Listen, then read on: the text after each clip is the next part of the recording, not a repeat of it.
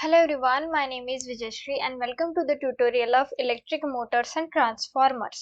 Previous tutorial में हमने पढ़ा था जो मटेरियल जो यूज होते हैं कंस्ट्रक्शन के लिए वो कौन कौन से यूज किए जाते हैं for the construction purpose of the generator और motor.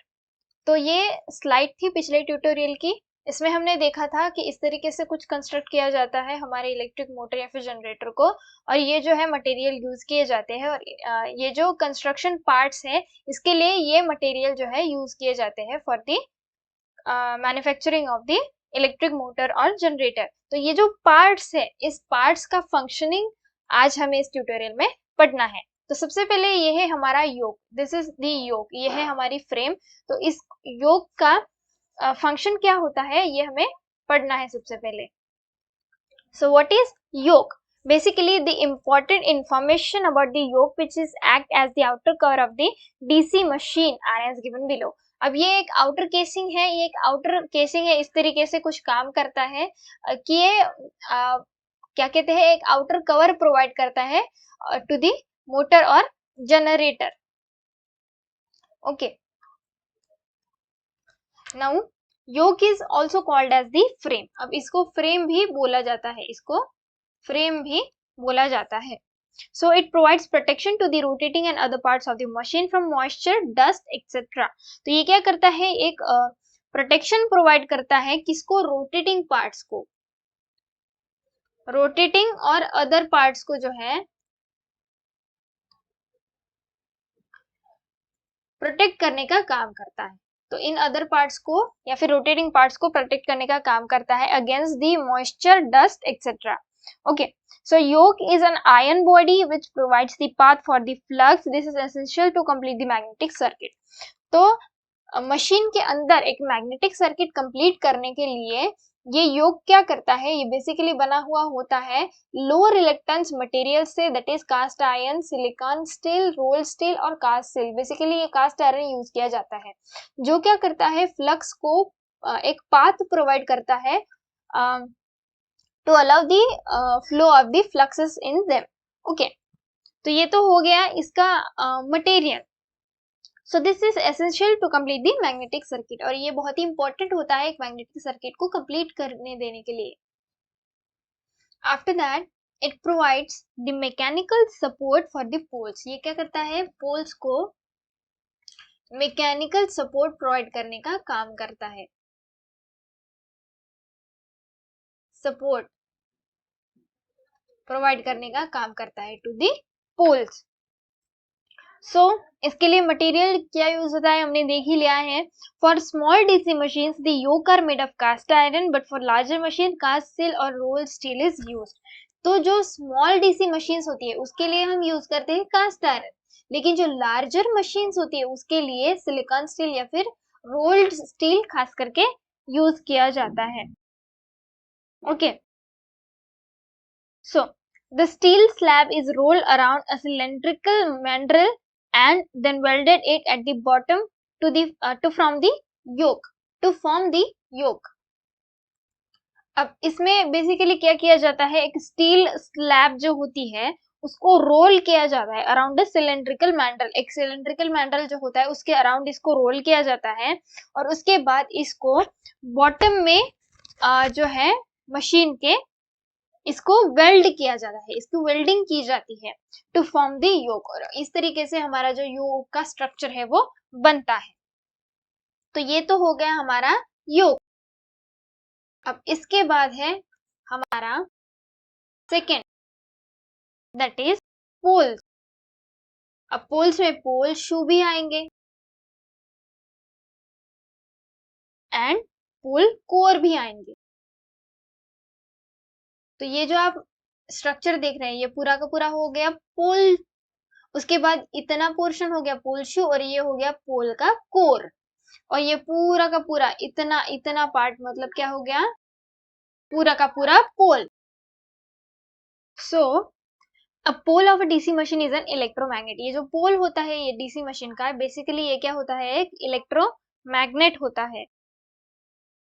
The field winding wound over the poles, और जो फील्ड वाइंडिंग होती है ये फील्ड वाइंडिंग होती है ये जो फील्ड वाइंडिंग होती है ये इस पोल पे जो है वाउंड की जाती है। आप देख पा रहे होंगे इस तरीके से कुछ यहाँ पे वाउंड की गई है।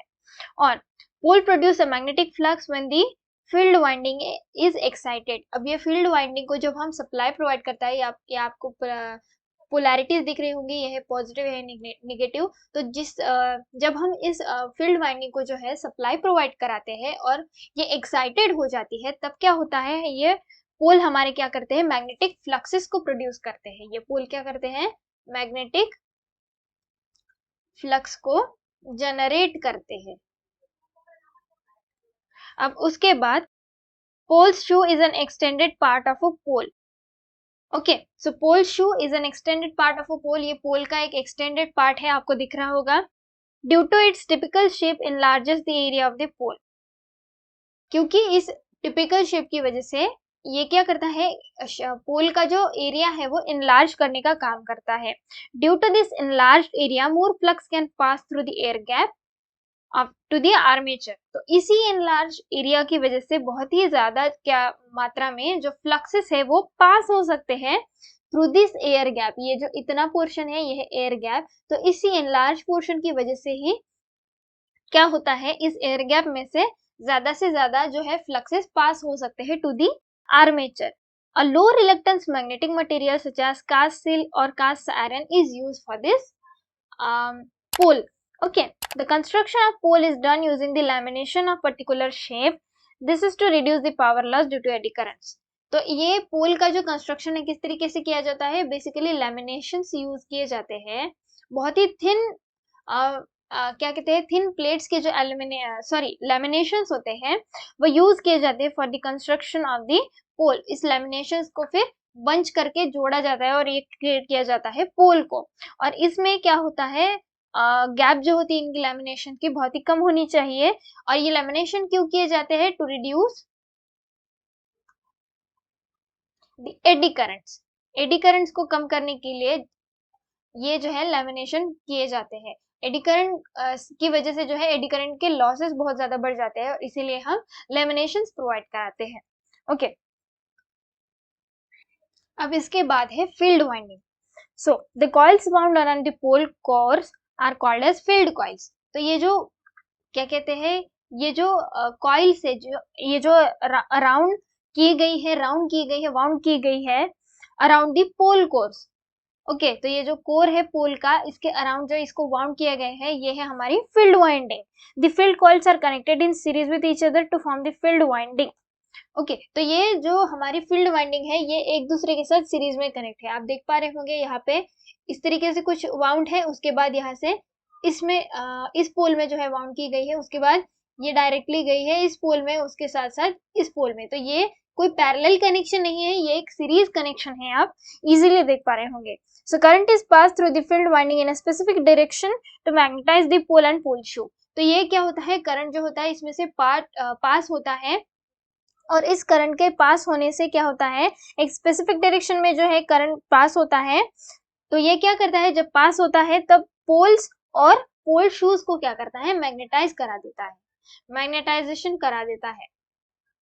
ओके, उसके बाद the magnetized flux phi is thus produced in the air gap between the pole shoes and armature.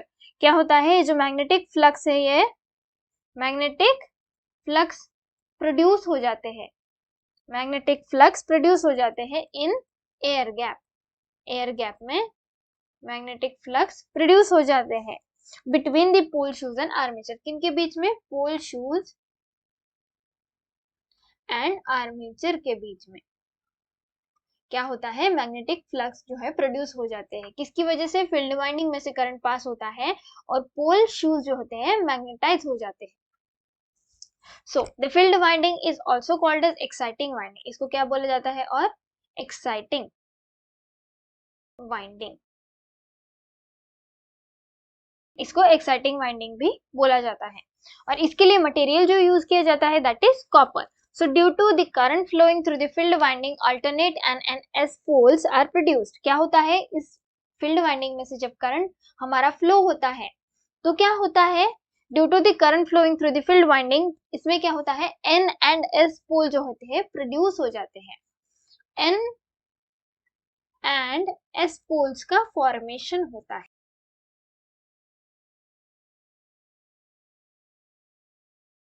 Okay, so which pole is produced at a particular core is decided by the right hand thumb rule for a current carrying circular conductor. तो इसकी जो direction होती है basically ये right hand rule से हम पता कर सकते हैं। राइट हैंड रूल ये हम आगे पढ़ेंगे। तो इस राइट हैंड रूल की मदद से हम क्या करते हैं, इस पोल्स की ये जो पोल्स फॉर्म हुए हैं इनकी डायरेक्शन को पता कर सकते हैं। ओके, तो ये हो गई हमारी फील्ड वाइंडिंग। तो आज इस ट्यूटोरियल में हमने कुछ पार्ट्स देखे ऑफ द मशीन जो हमारे जनरेटर या फिर मोटर में यूज किए जाते हैं। तो हमने क्या देखा आज, योग देखा which is also known as frame, poles, pole shoe and pole core. उसके बाद हमने देखा फील्ड वाइंडिंग। इसके बाद कुछ बचे हुए जो पार्ट्स हैं, इसमें से कुछ बचे हुए जो पार्ट्स हैं उनके बारे में हम नेक्स्ट ट्यूटोरियल